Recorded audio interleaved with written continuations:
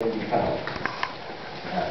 My principal understanding of problems of NV Power came out of the failure of this export strategy and the surprises around the nuclear business, which every other utility got. But for a small utility, it has a lot more serious consequences. In the Memorandum of Understanding, there's something that not everybody has picked that up, and that is that there's not one check, there are two checks that New Brunswick is supposed to get for NV Power. The first check is without Point-de-Croix. Now, later on, essentially, if Point-de-Croix works after the refurbishment, there's a second check. But it's after Hydro-Quebec is convinced that this is a totally refurbished, smooth, fine-tuned running machine. In the technical language, it's called commercialization, I believe.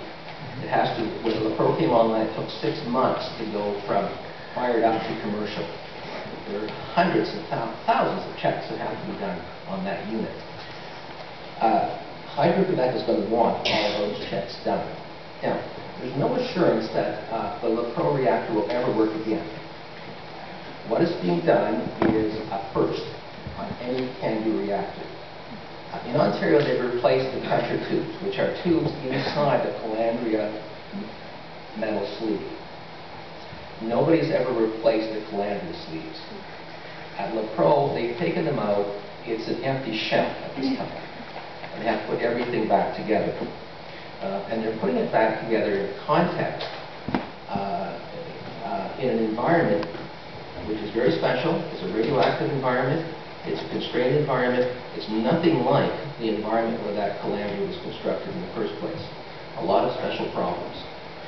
Now, in the official contract between the Brunswick government and the Quebec government, there is something very, very important to look for. And that is the date that Hydro-Quebec and New Brunswick negotiate, after which Hydro-Quebec consider that this project can be abandoned. Hydro-Quebec will want that date. They're not going to wait 20 years to get that reactor fixed. In 20 years it'll be fixed, but they're not going to wait. It's a very important date. And if that date is not met, all of the Le Pro financial exposure will revert to New Brunswick. It's in New Brunswick now, it's just being capitalized. How much is it going to be? 2.5 billion is my estimate. That's if the reactor, that's a minimum 2.5 billion. There's 1.4 billion for the refurbishment. There is about another 800 million in debt that's still owed on the initial reactor. There's replacement power, anywhere from 300 to 800 million, depending when it comes online.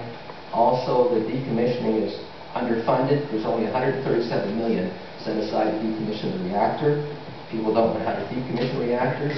Any place that's been tried, this costs more than it costs to build a reactor. So there are a lot of unfunded liabilities here. So one thing we have to be especially vigilant on is in that agreement, the extent to which that is covered. And it won't be covered. Hydro-Quebec will not sign an agreement without an abandonment date on that project.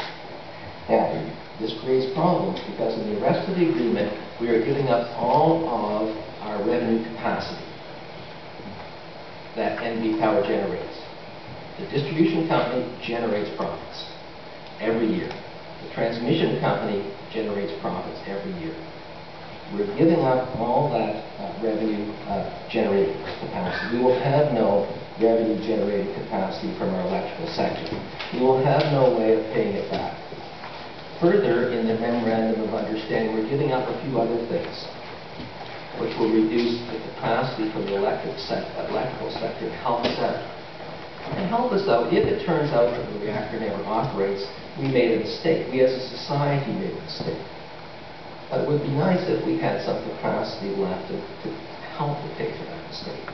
But we won't under the Memorandum of Understanding because all of the economic and producer surplus, as economists calls it, associated with the electrical sector forever in New Brunswick is going to leave this province.